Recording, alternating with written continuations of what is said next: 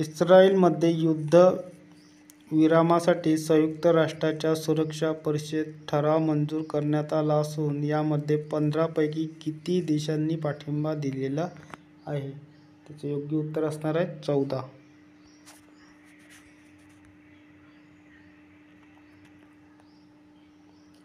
पुढील प्रश्न बघा.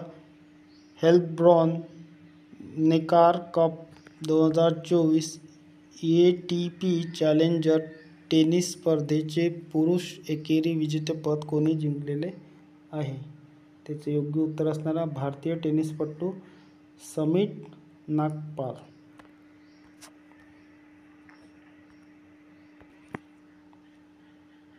पुढील प्रश्न बघा. कोणत्या खेळाडूला ICC one day player of the year पुरस्काराने सन्मानित करण्यात आलेले आहे? त्याचे योग्य उत्तर असणार आहे विराट कोहली.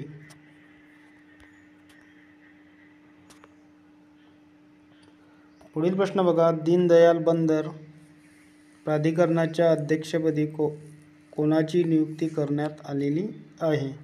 त्याचे योग्य उत्तर असणार आहे सुशील कुमार. पुढील प्रश्न बघा. नुकतेच भारत सरकारने नवीन लष्कर प्रमुखपदी कोणाची निवड केलेली आहे? त्याचे योग्य उत्तर असणार आहे उपेंद्र द्विवेदी.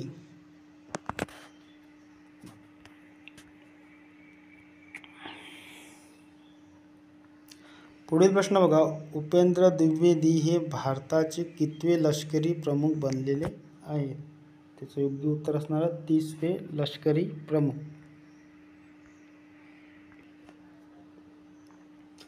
पुढील प्रश्न बघा. 16व्या वित्त आयोगाचे अध्यक्ष म्हणून कोणाची नियुक्ती करण्यात आलेली आहे? त्याचे योग्य उत्तर असणार अरविंद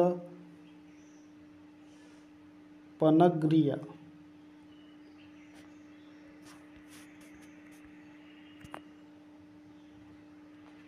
पुढील प्रश्न बघा. भारतीय नौदलाचे उपप्रमुख म्हणून कोणाची नियुक्ती करण्यात आलेली आहे? त्याचे योग्य उत्तर असणार आहे कृष्णा स्वामीनाथन.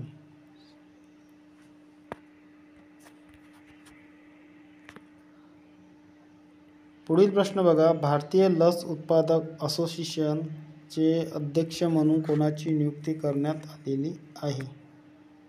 त्याचे योग्य उत्तर असणार आहे कृष्ण इला.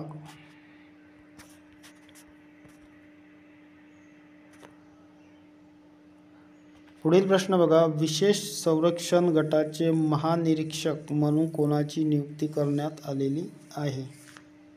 त्याचे योग्य उत्तर असणार आहे लव कुमार.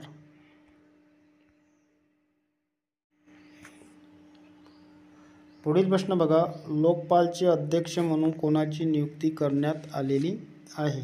त्याचे योग्य उत्तर असणार अजय माणिकराव खानविलकर.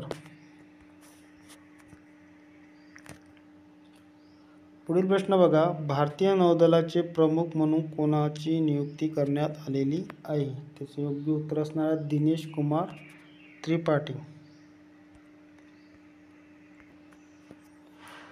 पुढील प्रश्न बघा. सायकल दिन कधी साजरा करण्यात आला आहे?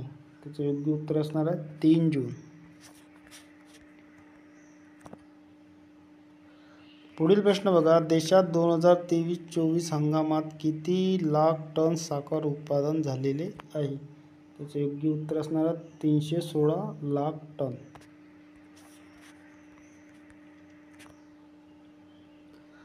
पुढील प्रश्न बघा. हेलन मेरी या कोणत्या देशातील पहिल्या अल्पसंख्याक महिला ब्रिगेडियर ठरलेल्या आहे? त्याचे योग्य उत्तर असणार पाकिस्तान.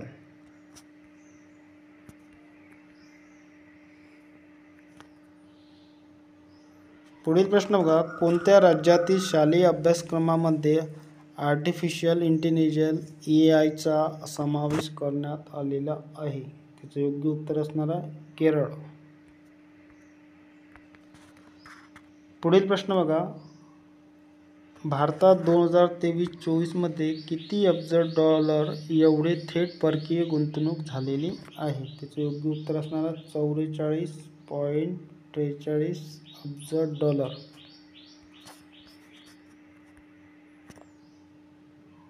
पुढील प्रश्न बघा, केदार जाधवने आंतरराष्ट्रीय क्रिकेटमधून निवृत्ती घेतली असून तो कोणत्या राज्याशी संबंधित आहे? त्याचं योग्य उत्तर असणार आहे महाराष्ट्र.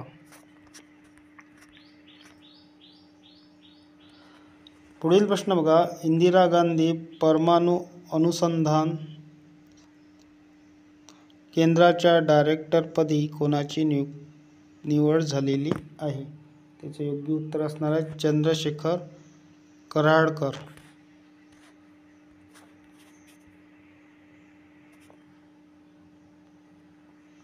पुढील प्रश्न बघा, हल्ला